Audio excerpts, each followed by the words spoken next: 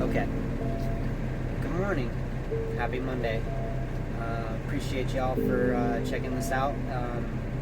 If you are in recovery, please stay for a second. I would love to share some information with you and let you know a little bit about who I am and what I'm trying to do. But first, I wanted to give you just some background story to me. My name's Jeffrey Idle. I'm 33 years old. I have been in recovery for about 10 years now, clean and sober off my drug of choice for about 10 years. And my first glimpse of how I got there is in this memory that I'm about to share with you. So it's pretty simple. It's not super crazy or complicated or some like mind-blowing opportunity. It was very easy. It was simple and it wasn't hard for me to do. So I'd been in and out of jail for a number of years. Just a revolving door for me, in and out, trying to get clean, trying to stay sober, trying to do all these things, and it just never would work.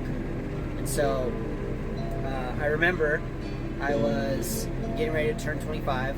I had just gotten out of jail.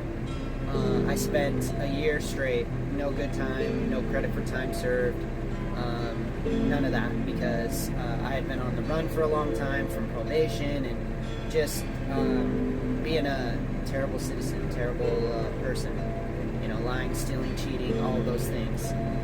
And so when I got out of jail, I did what normal drug addicts do, right?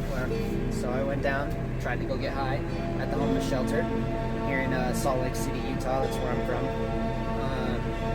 But instead of doing that, I kind of contemplated for a second, and I just asked myself, a few easy questions just to kind of provoke my curiosity, if that makes sense.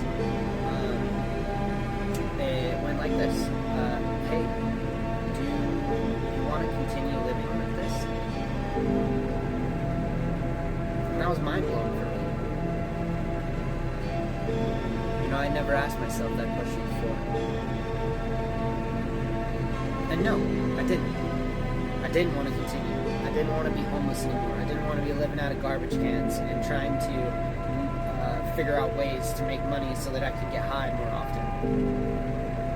And so what did I do? I did the simple, easiest thing that every drug addict in the world should know. And if you are in recovery, you do know this. Is you ask someone for help, which is plain and simple. You humble yourself enough to ask somebody, hey, I need some help. I'm not really sure what I'm doing. I'm not sure how to do this. And I don't want to do what I am currently doing. And so I called my grandpa, asked him for, some advice or help, because I burned that bridge, right, many years ago, and he couldn't support me. He couldn't have me come to his house and help me and do all those things that, that normal parents do, or grandparents. I mean, technically, he was my parents because my mom was a drug addict. So, anyways, getting sidetracked here. So going back, I asked myself that question, and I went and asked him for help. He sent me down to the city-county building in Salt Lake City and said, hey, why don't you just go ask them and see what they can do for you? And I said, okay.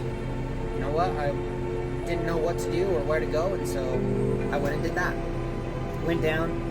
I asked this very kind lady, hey, I'm a drug addict and I'm trying to get sober. Is there anything that you can do to help me? Is there any way you can get me into a program? Like, whatever it is, right?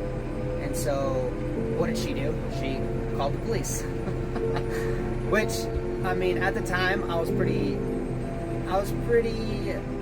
broken, Like, I was in a real messed up headspace. And so I just waited. She came up, this very nice officer.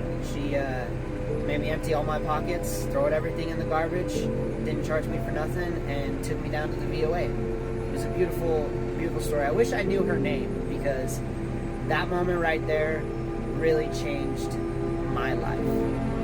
It really gave me the purpose and the opportunity to become something different.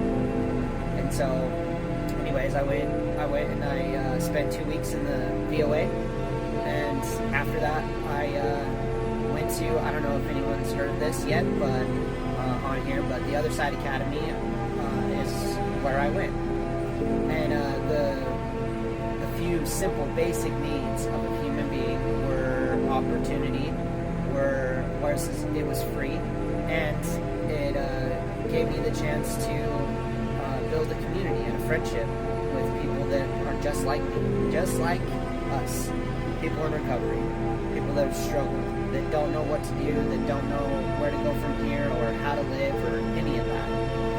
And so, yeah, I went into the program. It's a very intense interview, but anyways, I went in, I stayed for 4 years, I became part of their leadership team, I was planning on becoming staff and all of these things, and then, you know, as I get closer to the end of my stay, I decided that it'd be better for me to move on, you know, and try to be out in the world and try to tackle this thing called life, right? And so yeah, so I graduated, and I currently, right now, I just became a homeowner. I have a beautiful car. I make all my bills on time, and you know, it's crazy to me that those simple little steps that I took early on to get me into the position that I am today is something anybody can do. And so I encourage you, you know, if you are struggling and you're watching this and you've been in recovery, please drop me a follow, drop me a comment that says need help or recovery or anything like that, and repost this video so we can get this out there and let people know that there is opportunity for everyone.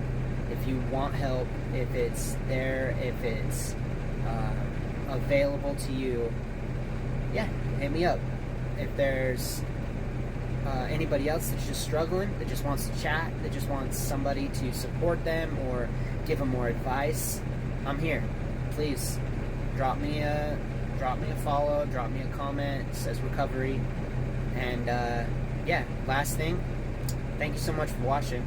I appreciate it. This was almost 8 minutes long, and my rant. And yeah, I want to make this community. I want to encourage people that change is possible, and I have evidence, I have backing, and I am currently doing it. And so anyways, thank you guys so much for watching.